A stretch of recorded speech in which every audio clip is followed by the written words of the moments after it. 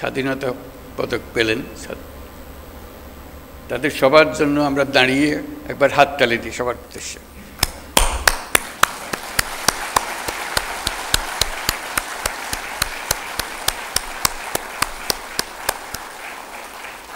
ধন্যবাদ। আজকে অনুষ্ঠানে আমাদেরকে মনে করিয়ে দেওয়া হয়েছে যে মরণোত্তর পুরস্কার দেওয়ার চাইতে জীবদ্দশায় পুরস্কারটা পেলে যে আনন্দ দেশের জন্য এবং পরিবারের জন্য, ব্যক্তির জন্য, তা মরণোত্তর পুরস্কারে পাওয়া যায় না। যাকে আমরা সম্মান দেখাচ্ছি তিনি আমাদের সঙ্গে নেই। আমরা যেন আগামীতে এটা একটা নিয়ম করতে পারি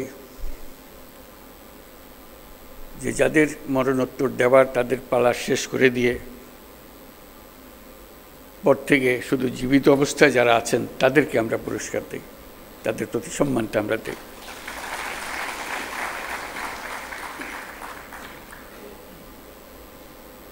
তারা আমাদের জাতিকে এক মহান উচ্চতায় নিয়ে গেছে। পুরস্কার দিয়ে আমরা শুধু তাদেরকে সম্মানিত করছি না, আমরা বরং জাতি হিসেবে নিজেদের সম্মান তাদের মাধ্যমে পাচ্ছি। তারা প্রত্যেকেই আন্তর্জাতিক ক্ষেত্রে বহুল পরিচিত। তারা সারা জাতির জন্য অনেক কিছু দিয়ে গেছেন। তাদের কথা, তাদের জীবদ্দশায় আমরা স্মরণ করতে না পারলে আমরা একটা অকৃতজ্ঞ জাতি হিসেবে চিহ্নিত হয়ে যাব। আমরা চাই যাদেরকে আমরা এই সম্মান দিতে চাই যথাসময়ে সেটা যেন আমরা দেই। উপস্থিত সুধীবৃন্দ, সবাইকে আমার শুভেচ্ছা এবং সালাম জানাচ্ছি। আসসালামু আলাইকুম। আজ 25শে মার্চ মানব সভ্যতার ইতিহাসে কলঙ্কিত এক হত্যাযজ্ঞের দিন। 1971 সালের আজকের রাতে পাক হানাদার বাহিনী নিরস্ত্র ঘুমন্ত বাঙালির উপর নির্মমভাবে গুলি চালিয়ে হাজারো মানুষকে হত্যা করে। 25শে মার্চ থেকেই এই দেশের মানুষ সশস্ত্র প্রতিবাদে জেগে উঠেছিল। 9 মাসের যুদ্ধের মধ্য দিয়ে স্বাধীন হয় বাংলাদেশ। আজকের দিনে গভীর শ্রদ্ধার সঙ্গে স্মরণ করছি স্বাধীনতা যুদ্ধে সকল বীর শহীদ ও মুক্তিযোদ্ধাদের। 1971 সালে স্বাধীনতা যুদ্ধের উদ্দেশ্য ছিল একটি ন্যায়ভিত্তিক সমাজ প্রতিষ্ঠা করা, যেখানে আইনের শাসন থাকবে, মানুষের মৌলিক মানবাধিকার নিশ্চিত হবে এবং একটা বৈষম্যহীন সমাজ প্রতিষ্ঠিত হবে। কিন্তু স্বাধীন বাংলাদেশে এখনও ন্যায়ভিত্তিক সমাজ প্রতিষ্ঠা করা যায়নি। দীর্ঘদিন ধরে এই দেশের মানুষকে তাদের ভোটাধিকার থেকে বঞ্চিত করা হয়েছে। দুর্নীতি, লুটপাট ও খুনের রাজত্ব চালিয়ে দেশে একটি ফ্যাসিবাদী সরকার ব্যবস্থা কায়েম করা হয়েছে। আজকের দিনে আমি শ্রদ্ধার সঙ্গে স্মরণ করছি জুলাই গণ অভ্যুত্থানের শহীদ ও আহতদের।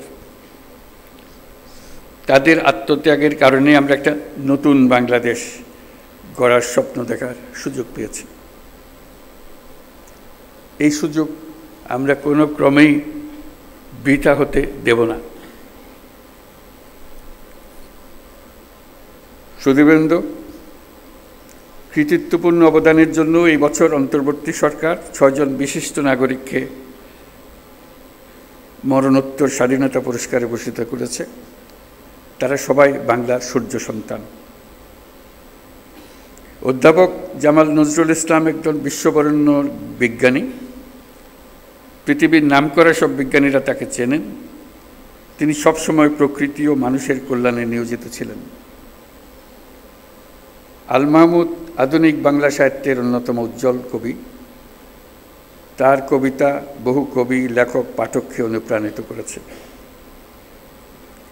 বিশ্বের শীর্ষস্থানীয় বেসরকারি উন্নয়ন সংস্থা ব্র্যাকের প্রতিষ্ঠাতা স্যার ফজলে হোসেন আবেদ 1971 সালে বাংলাদেশের স্বাধীনতা যুদ্ধের সময় ও পরবর্তী সময়ে তিনি বাংলাদেশ গড়ার কাজে নিয়োজিত ছিলেন। লন্ডনের ফ্ল্যাট বিক্রির টাকা দিয়ে তিনি ব্র্যাক গড়েছিলেন। প্রান্তিক গরিব মানুষের জীবনমান উন্নয়ন সহ বহুমুখী কাজে ব্র্যাক এখনও গুরুত্বপূর্ণ ভূমিকা রেখে চলেছে। লেখক ও বুদ্ধিজীবী বদরুদ্দিন ওমরকে রাষ্ট্রীয় সম্মাননা জানাতে পেরে আমরা আনন্দিত ও সম্মানিত। তার সম্মাননা স্মারক আমাদের পরের প্রজন্মের জন্য অনুপ্রেরণা হিসেবে জাতীয় জাদুঘরে সংরক্ষিত থাকবে। বাংলার সঙ্গীত ও আর্টের দুই উজ্জ্বল নক্ষত্র আজম খান ও নবের আহমদ। পূর্ব বাংলায় নবেরার হাতেই প্রথম ভাস্কর্যের উদ্বোধন হয়। তিনি আধুনিক ভাস্কর্যের পথিকৃৎ। আর বাংলা পপ গানের সম্রাট আজম খান মহান মুক্তিযুদ্ধে গান গেয়ে এদেশের তরুণদের অনুপ্রেরণা জুগিয়েছেন।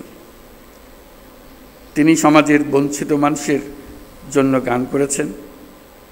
আজম খান এদেশের হাজারো তরুণ সঙ্গীত শিল্পীর আইকন। যে জেনজি প্রজন্ম জুলাই গণঅভ্যুত্থানে নেতৃত্ব দিয়েছে, তাদের অনুপ্রেরণার নাম বুয়েট শিক্ষার্থী আবরার ফাহাদ।